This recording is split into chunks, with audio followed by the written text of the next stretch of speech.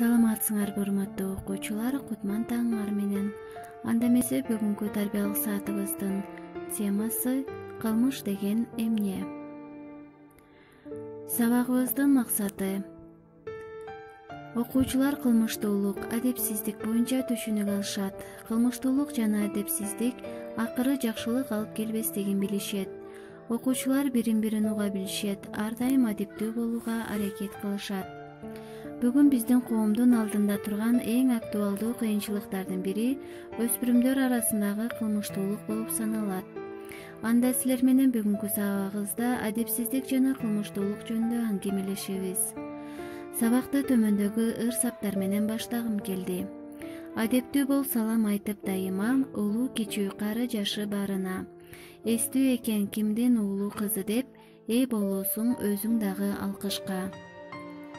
Өз кезегинде белгилей кетчү нерсе жалпы эле жашы жете элек учур. Башкача айтканда өспүрүм курак инсандын татаал өсүү мезгили. Ушул учурда көпчүлүк балдар кыздарыбыз туура эмес жолдорго барып, улуулардын айткан сөздөрүн укпай, көптөгөн адепсиз кыймыл-аракеттерди жасап жатышат. Бул учур өтө тез өткөндүгүнө карабастан, ар бир инсан андан аркы тагдырын чечет. Себеби өспүрүм куракта мүнөздүн эң оор негизги өзгөрүүлөрү жүрүп, айланадагылардын коомдун таасири астында инсан катарында калыптанат. Бүгүнкү күндө мына ушундай өспүрүмдөр арасындагы кылмыштуулукту баарыбыз үн алгы, сыналгыдан көрүп угуп, массалык маалыматтардан жана социалдык тармактардан окуп, жата калса өзүбүз күбө болуп жатабыз. Кылмыштуулук ар түрдүү себептерден келип чыгат. Бул көйгөйдү чогултуп чечип, чогуу жеңсек деген ойдомун. Урматтуу окуучулар, алгач адепсиздик менен кылмыштуулукту бири-биринен айырмалап түшүнүп алалы. Адепсиздик деген эмне? Бул коомдогу адеп-акылак нормаларын бузуу. Кандай сапаттар кирет? Адепсиздик, калпычылык, ушактоо, мазактоо, ыймансыздык, оройлук, ачкөздүк жана көрө албастык. Кылмыштуулук деген эмне? Кылмыштуулук деген бул бирөөгө зыян келтирүү, коомго туура эмес мамиледе болуу. Кандай сапаттар кирет? Кылмыш, уурулук, рекетчилик, баңгилик, аракештик, бейбаштык, мушташуу жана башкалар. Ал эми азыр кылмыштуулуктун чыгуу себептерине кайрылсак. Албетте, бекерчилик, бейбаштык, кароосуз калган балдардан, чыр-чатактуу үй-бүлөлөрдөн, интернет, убакытты туура эмес пайдалануудан, максатсыз көчөдө жүрүүдөн жана эң башкысы ата-энелердин шалаакылыгынан, өз балдарына жетиштүү деңгээлде көңүл бурбаганынан, үйдө көзөмөл жоктугунан келип чыгат. Рекетчилик англис тилинен которгондо зордук-зомбулук дегенди түшүндүрөт.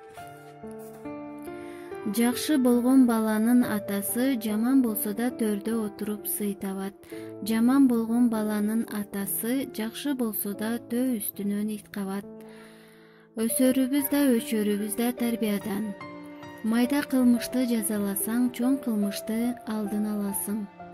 Кыргыз эли илгертен эле балдарды тарбиялоодо учкул сөздөрдү, макал-лакаптарды, кылымдарды каарыткан акылдарды айтып келишкен. Мына ошолорду айта кетсек: жакшы киши ачык сүйлөйт, сөз тамырын казып сүйлөйт. Жаман киши сасык сүйлөйт, өзгөлөрдү басып сүйлөйт. Жакшылыкка жакшылык ар кишинин ишидир, жакшылыкка жамандык кур кишинин ишидир. Жамандыкка жакшылык эр кишинин ишидир, жамандыкка жамандык кем кишинин ишидир. Амалкөй былык сүйлөйт, адептүү сылык сүйлөйт. Улама менен бир жүрсөң, сөз кадырын билесиң. Жакшы менен бир жүрсөң, эл кадырын билесиң. Балдар, бүгүнкү сабактан силер кандай жыйынтык чыгарасыңар? Эмне силердин эсиңерде калды? Эмне силерге таасир калтырды? Сабактын акырында төмөндөгү улуу инсандын учкул сөздөрү менен аяктагым келет. Исхак Разаков айткандай, сен таза болсоң, мен таза болсом, коом таза болот деген сөздү өзүбүзгө уран кылып, бир жакадан баш, бир жеңден кол чыгарсак гана